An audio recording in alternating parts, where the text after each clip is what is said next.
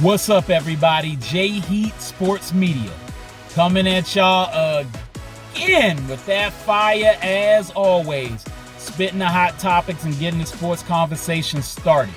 Y'all know what I'm talking about: football, basketball, and boxing. Let's get into it. All right, so we talking about the Phoenix Suns, the last of my 7 teams that I talked about that had a legitimate shot to win the NBA championship. We in a league right now that's got maybe the most talent we've seen in the NBA, or definitely rivaling any of the best years we've ever seen. And we've got 7 teams that in other years, when you just look at them on paper, would be betting favorites to win a championship based on how stacked they are. I've talked about the other 7, now we on Phoenix. Ever since Matt Ishbia showed up on the scene, he's been trying to make Phoenix a destination spot, not just because of the good weather, not because of just the outstanding fans that definitely support their team and get so loud it's hard to hear in there, but as a team you think you could go to because they have championships on their mind and they're trying to build a dynasty, build multiple titles over the years. He's trying to build something special there, and he's been doing just that with the talent he's been bringing in. The first step was Kevin Durant, who when he came over brought a superstar like none they've ever had in Phoenix before, to go along with their budding star in Devin Booker, who they already had, who's been doing his thing. And then it was a real big deal to trade Chris Paul, who was the culture, over for Bradley Beal. But it was a big necessary move that they made that I think made a lot of sense based on where Paul was in his career. But now they got some culture building to do. Bringing in Frank Vogel, big deal, because they need to be able to play D if you're going to be a championship team. Now, granted, no matter how much D you play, I've never seen a team win a game without scoring more points than the other team. So you got to put points on the board. You got to put the ball in the hoop. But you got to play D too, because the thing about defense, and that's what Frank Vogel's going to bring, a defensive identity, a defensive approach, his schemes. He's going to motivate them with his passion to play D. I see Phoenix being possibly a top 10 team defensively, maybe not top 2 or 3, but top 10. And along with that, having the offense along to go with it that can help to make them a true championship contender. And defense, if you play it well, allows for you to make mistakes on offense. That's essentially the best thing about it, because when you're not playing good D, you got to be flawless on offense. You can't miss many shots. That's just a fact. So the defensive identity will be key, but they brought in this big 3 that I already mentioned, Booker, Beal, and Durant. But that's not what's going to win them a championship. You got to bring in the other pieces, and they had a good offseason. You got Yuta Wannabe, who brings length on the perimeter and defensive prowess to be able to be a wing defender, which is needed in the league, along with KBD and Josh Okogie, who was there last year, who was guarding the best player on the wing on the other team last year. So they got some wing defenders, and Wannabe's one of the best three-point shooters in the league on the spot up, which means he's going to help to spread the floor.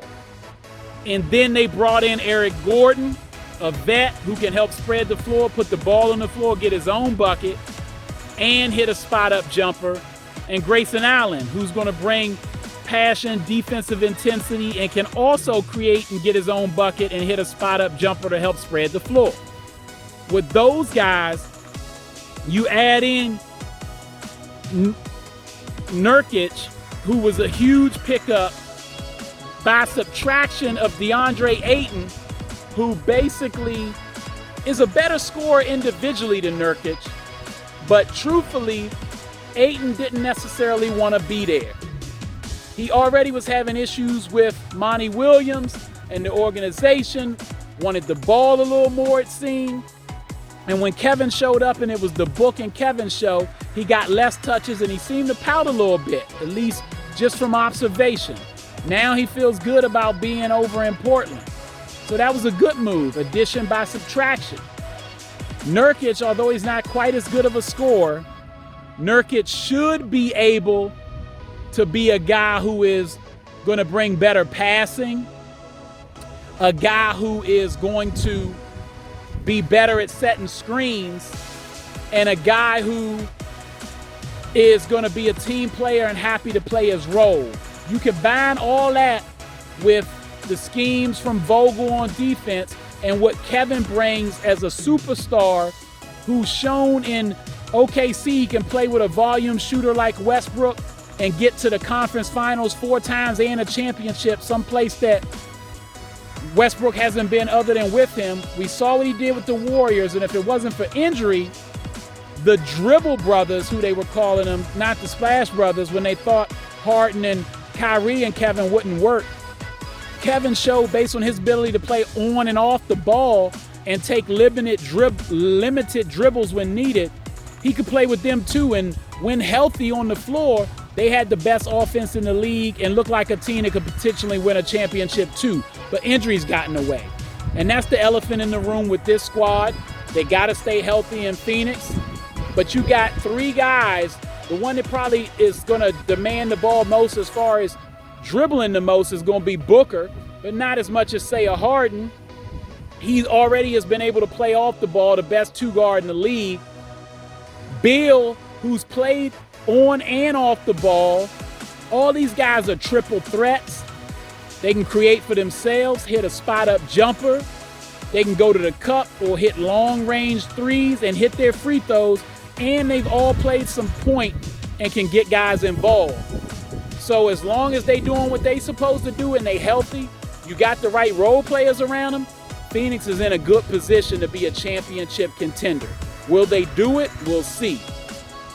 In my opinion, going into this year on paper, Denver Nuggets are the #1 favorite, followed by Milwaukee, then Boston, then Phoenix.